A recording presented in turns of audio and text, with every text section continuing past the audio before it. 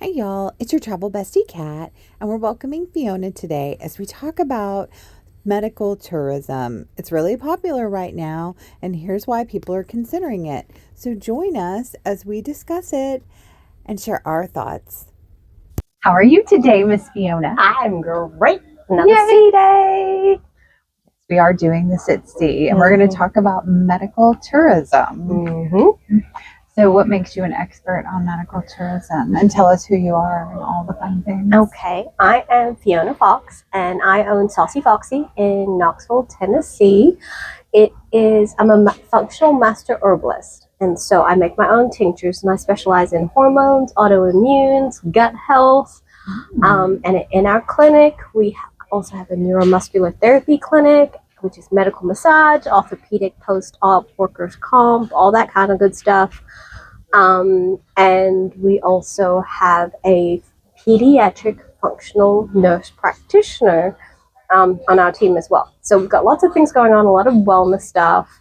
And the reason I can talk about medical, what do you call it? Tourism. Medical tourism is because I am a medical tourist. I have moved my dental care and my neurological care. So I have multiple sclerosis, and I've had it for 26 years. And I've actually moved my care from America to Mexico, and I've moved my dental care also from America to Mexico. Having said that, people always ask me this. I do have really great insurance in America. It's not like I'm one of those people that are like, oh my God, I have to go overseas because I don't have insurance. I have insurance. I have Blue Cross Blue Shield. I have a HSA. I have all the adult things, but all the adult things. But I still choose to go to Mexico for my specialty care. And for those that don't know, medical tourism, the definition, keeping it simple, is when people travel to another country for medical care because often it's more affordable treatment, or they can get access to therapies or medicines that aren't available at home. There's shorter wait times, and sometimes you can get specialized or experimental treatments, or maybe it's more holistic, but our insurance won't pay for it, even though it's really good insurance, because they want you to do step therapy, but you've already done things that you don't need that. Or maybe it's advanced immunotherapy options and things like that. So for me, if I have a flare-up of my MS symptoms, so I have what they call relapsing remitting multiple sclerosis, and I go through periods where I'm great, like nothing's going on, everything's fine, and then my last flare-up was actually in 2017, and then the most recent one was January 2026, like the weekend, for those of you in Knoxville, the weekend where we had the snowstorm, because, why not throw everything at the same time? Yes. So for me, it means that I can get medical care immediately. I can call my doctor or send him an email in Mexico, and if I need to see him, I can fly down and he will see me as soon as I can fly down. So whereas I may have to wait up to 3 months to see someone at Vanderbilt, and I don't have 3 months to wait. Usually during a flare, I need help now. The other thing also is there is a lot of patient autonomy, which is why I go there. It's because I manage my life 99.9% of the time without medication. It's all natural. We do lifestyle changes. We've done the sardine thing, which we can talk about on a different podcast. She's getting a dress. It'd be great. And so for me, it's about being able to control. I don't have to wait for insurance to approve something. I don't have to be like, well, I have to do step A, B, and C before I'm allowed to get the treatment I want, which is D.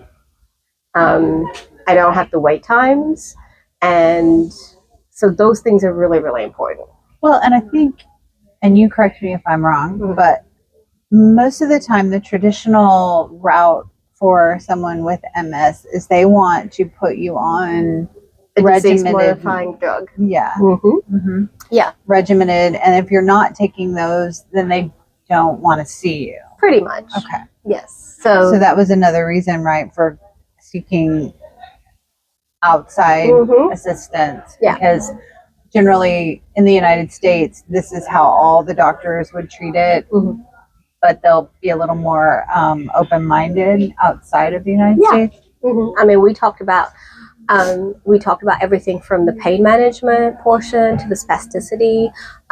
So he also talked about the fact that if it's possible, I mean, and also this is the other thing that people don't realize is most of these doctors are even better trained than American doctors. I think it's a misnomer that they think they're less. Most of them went to school in the States and went to not just any school in the States, sometimes Harvard and some of the more advanced medical institutions. Right. So, for example, my neurologist is a professor of neurology at the University of Guadalajara. He has an MD as well as a PhD in pharmacology.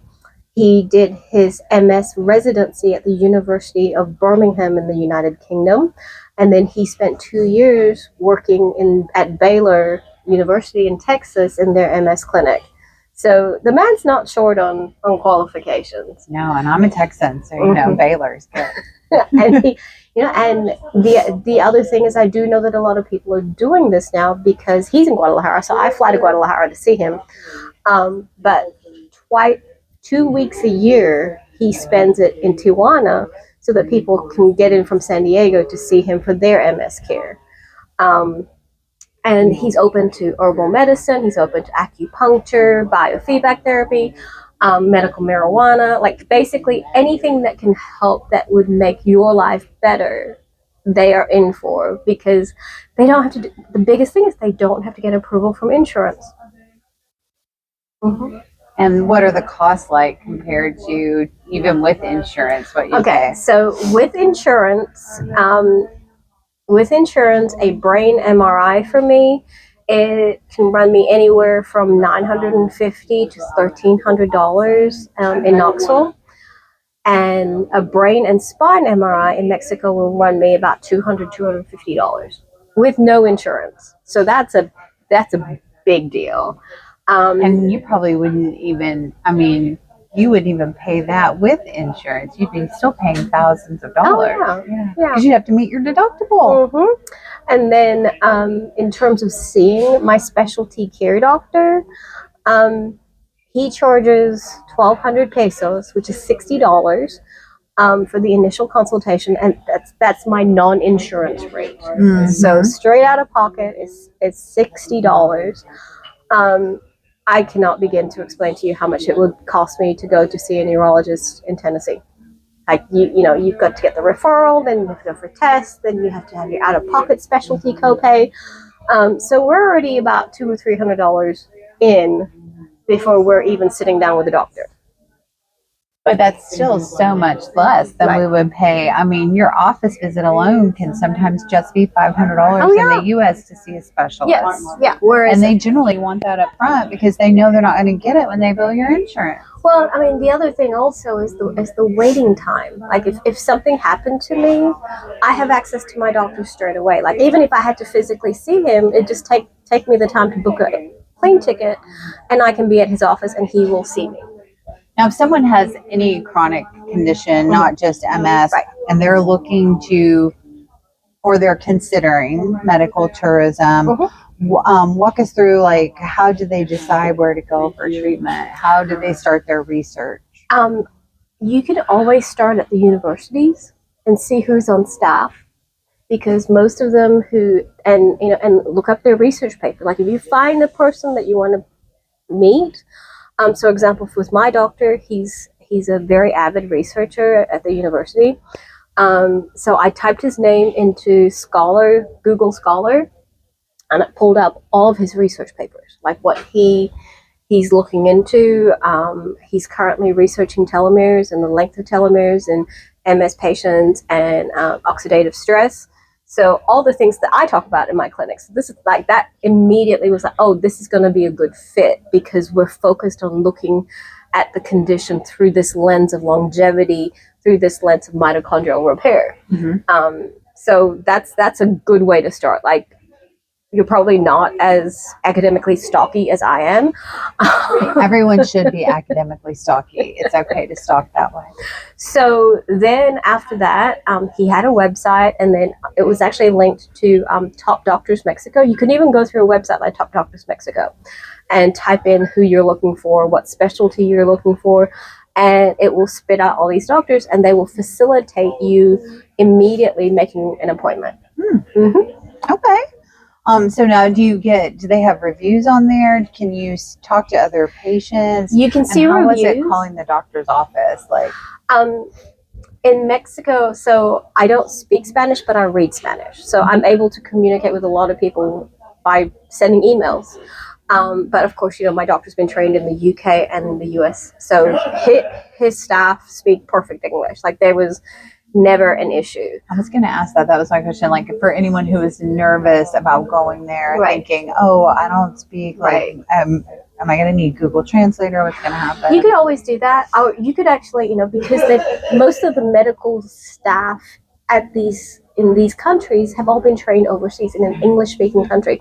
So they speak really good English. You might have trouble more like navigating the city, or so for example, like we just left Panama, and only I think between 30 and 40% of Panamanians speak English. Correct. So that might not be the perfect place for you if you're navigating the city.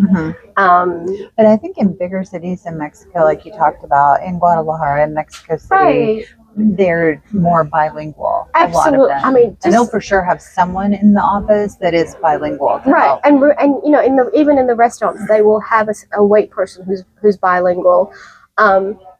Just remember, Guadalajara is the second largest city in Mexico. It is the Silicon Valley of Mexico.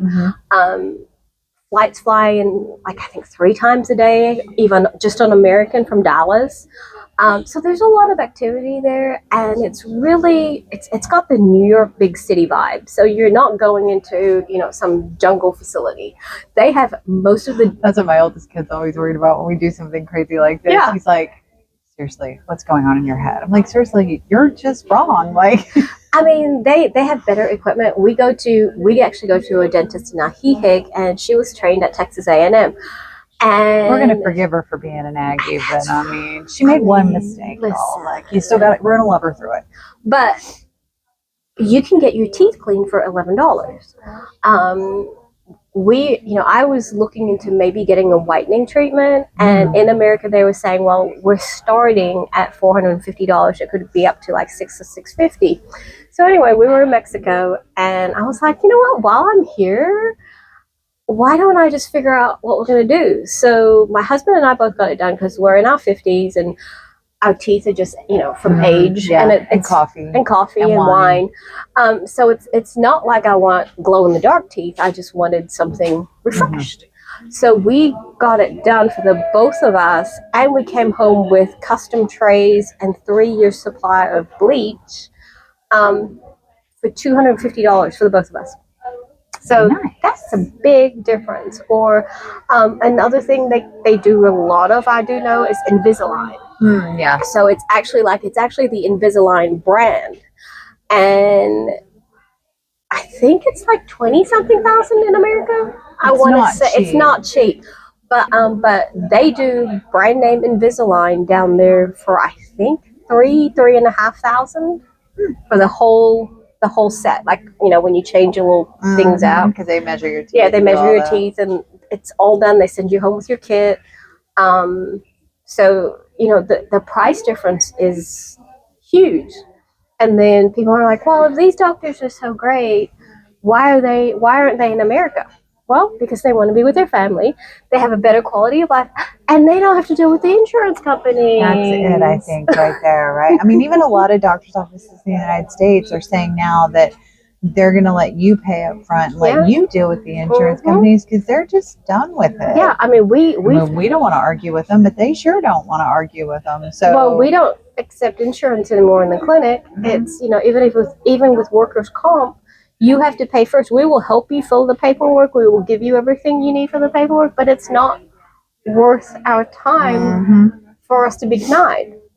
And so, What do you think you've experienced improvement-wise since you've been traveling for your medical care?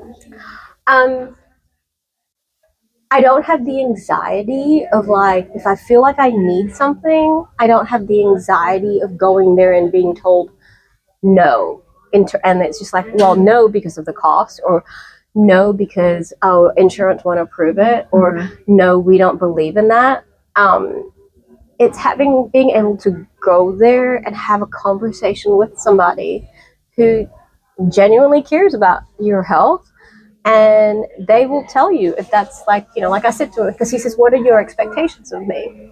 And I said, I want to have a really long relationship with you, so if something comes up, and especially because he's such a leading researcher, I said to him, I was like, you understand where I'm coming from and how I want to live my life, so if there is a medication or a new treatment that comes up, or something, God forbid, something really bad happens to me, or I decline really quickly, I have that trust, and I know that this person is looking out for my best interest, versus a person who does care for me, but we still have to navigate bureaucracy for me to get care. Mm-hmm. So a lot of that anxiety is just gone.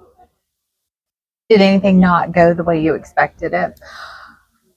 I will say this, and this is all through Europe as well. So this is not Mexico specific, just so you know. So don't bash Mexico for this. It's also the same in Europe. It's the same in most Latin American countries. Is you'll get a prescription from the doctor, and you'll go to pharmacy. You might have to go to 7 or 8 pharmacies to get all your medications. Some pharmacies, if you have a long enough time, they will order it in for you. But that would happen kind of like in a town like Ajijic, where they do get deliveries, because a lot of the people there don't want to drive up to the city. Mm-hmm. So if you're like in a smaller town and you have time to wait for it, then yes, they will get everything delivered in over probably the course of a week.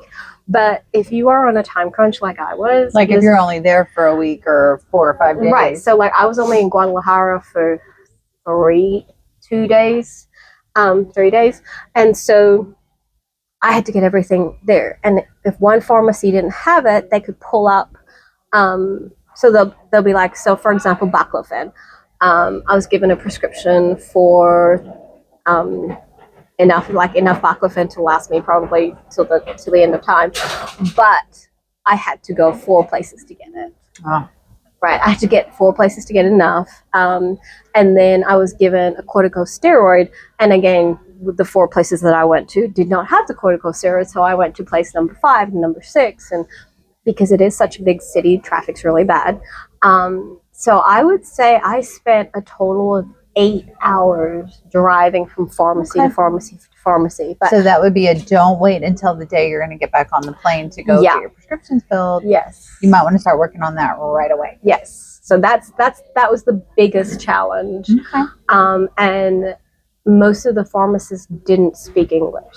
So that's a different thing. So that's when Google Translate is your best friend. And Google Translate, we all have a phone, y'all. It works great. Mm-hmm. So, and also I think you could probably even hire someone to drive you and translate for you. Absolutely. So think about that too. There are ways to research that as well. I can help. Like if you're going to Guadalajara, Mexico, I have friends there. I do drive myself just because I've been there so much. Mm-hmm. But if you are concerned about it, I just take my husband. He's my bilingual translator. Or my best friend, Fiona. I have to. So, I mean, and honestly, and I would do that for my patients. Like if one of my patients came up to me and said, Fiona, will you go with me? Mm-hmm. You pay my costs? Absolutely. I will go with you and help you do this. How has this traveling for medical help changed you, not just physically, but mentally and emotionally? I think the best thing is like I have such a deep appreciation for life in Guadalajara. Like I drive around there, and I wish the drivers from Guadalajara drove in Knoxville. And so there's so much traffic there. It's a massive city, but everyone's really polite. Everyone, clearly you can tell I'm driving a rental car. Mm-hmm. And so people really want to help you. Like they genuinely are like, Linda has no idea where she's going. Let her in. Just let her in. Just she let missed her in. turn. Right. And she's freaking out. Just let her in. The other thing also is I do know a lot of American phone carriers. So I have Google Fi. And so I have free call. I have full service and free calling, unlimited calling in Mexico. Yeah, I have AT&T. Mine works in like 20 countries or something ridiculous. So it definitely works in Mexico. So you definitely don't have to worry about stuff like that. I have a huge appreciation for just the friendliness, and they just really want to help. And and the crazy thing was, I got there a few days after the whole Guadalajara. Oh yeah, all the stuff that was happening down in Puerto Vallarta. Yeah, and everyone was kind of like, there was nothing to be concerned about. There was really, I did buy extra insurance. I did all those things for the car, and myself. Yes. Travel insurance. You need travel insurance. You do. You can get a year-round policy. Mm-hmm. It's great. I can help you with that. And so we did that. We got there, and everyone wanted to talk about it because they were watching our news, and they were really concerned about how the whole country was being portrayed. And they just really didn't have they didn't have half the issues that were being shown in our news. Yeah, usually it doesn't. No, right. So. Did it shift how you see your future health-wise?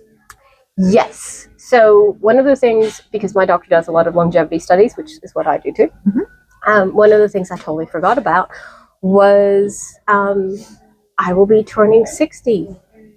And he was well, in 10 years. In 10 years, but right? No, not just yet, right? But he gave me a lot of hope in that. Listen, he goes, when you turn 60, your immune system's going to change. And so he says, we're really encouraging people to get off disease-modifying drugs when they turn 60 because of their immune system changes. So the fact that he goes, listen, if you don't want to be on disease-modifying drugs, you don't have to be, because we're going to have to take you off it anyway. So let's see how you do for the next 10 years. So that was a huge relief. Like I think I ugly cried after that. It made you feel like you were validated and not wanting to take them, right? Yeah. What would you say to someone who was considering research for medical tourism? Like where should they start? What should they think about? Figure out which country you want to go to. Is Turkey's up and coming? Turkey's up and coming. Costa Rica, Puerto Rico. They do a lot of stem cell stuff there. Panama. Panama is extremely modern, major banking, center. They do a lot of major dental work there. Decide where you think you want to be and you're going to be comfortable, because there's nothing worse than being, because it's nerve-wracking the first time. You're like, I don't know what's going to happen to me. I don't know where I'm going, blah, blah, blah. So at least go somewhere where, like I said to my husband, I was like, listen, if it goes south, I'm still having a holiday in Guadalajara. Like, think about it that way, So if it's not what you thought, pick somewhere where you want to go and then build out. And you'll see, like, probably not right now, but one of the places I was considering going to was Israel. Yes. Not right now, maybe. Not right now, maybe. But there's so many options. There's literally a whole world of doctors who are not tied down by American insurance. What does living with MS look like for you today? Well, today, being really hot and humid here in the equator, it's a struggle today. But for the most part, I have to eat well. I have to keep my protein intake up. I have to keep my mineral intake up. So there's lots of little things that you kind of incorporate into your life. And for the most part, it doesn't impact me the way that it used to, say 15 years ago, where I couldn't do a lot of things for myself. So now, just because of making those daily lifestyle changes and then just having that security backup of having my doctors, my medical team that I need, and that I know that I can afford, and I know that's not going to be denying me care. That mental stress, I cannot begin to explain how that mental stress being not there is really like great for my health. Yay. Okay. So if someone is listening right now and they're scared, they're overwhelmed, and they're searching for answers, what would you want them to hear from you as your final thoughts? There are options. Like this is the next step. So usually when someone comes into my clinic, I tell them, listen, there's no pressure to do anything I recommend for you. My job, my sole purpose of having my little clinic is to give you options, to let you know that there is more than what you have been told. And this is kind of that same thing, is you have options. They are viable options. They're not just some, pie in the sky, I have to be a billionaire to do options. It's probably going to, if you sit down and do the math, this is probably, for a lot of people, the cheaper option. Yeah. I know another couple we follow on social media. We started following them a few years ago. He had a serious debilitating injury, disease. He needed a surgery that was going to literally bankrupt them. It was going to cost almost $800,000. So they basically sold everything and left the country, and they had the surgery in Ecuador, and it cost them about $50,000. And now they don't even live in the United States anymore. They left for medical tourism permanently, and they saved so much money, and they didn't bankrupt themselves. So we have to think outside the box, I think, as Americans. The other thing also is the other day on Facebook, I saw someone posted on, I think, one of the Farragut groups. There's a little girl going to Vanderbilt from Knoxville, and they had enough money for her medical care, but they didn't have enough money for housing and food. Okay, and so they were doing GoFundMes, or please donate something, or if you know anything like that. It's not the same cost in Mexico. Like if right. So I'll stay, and they could get that Vanderbilt level of care, right? And the whole family could go on vacation while she had her treatment, right? And they wouldn't be broke begging for food. And don't take my word for it, because I've never actually done it, but I have been told that this is covered by my HSA because it is a medical expense. Yeah, and they're a medical facility, so they can charge it. Yeah. So HSA. Listen, if we can use our HSA to get lip filler, I'm pretty sure we can go see the doctor in Mexico. Really? Yes. Girl, yes. I didn't know that. So I may or may not have done it. Don't tell my husband. This is how I know he doesn't listen to my whole podcast, because it's going to be at the end of it. And hey, Joe, I did use that card. We'll see. Okay, Joe. They'll never know. They'll never hear it. So yeah. I would say if you are even considering it, or you're just so frustrated, just know that there are options. Yeah. Yes, there's not just beauty. You can do that outside the States too, and I think people have been traveling for that for a long time. I mean, you know if you're in that world. But medical, that's available. Thank you so much for doing this and talking to my friends about this. If you guys have any questions, we'll put Fiona's info in the comments, and like and follow along Your Travel Bestie Kat for our next podcast. Bye, guys.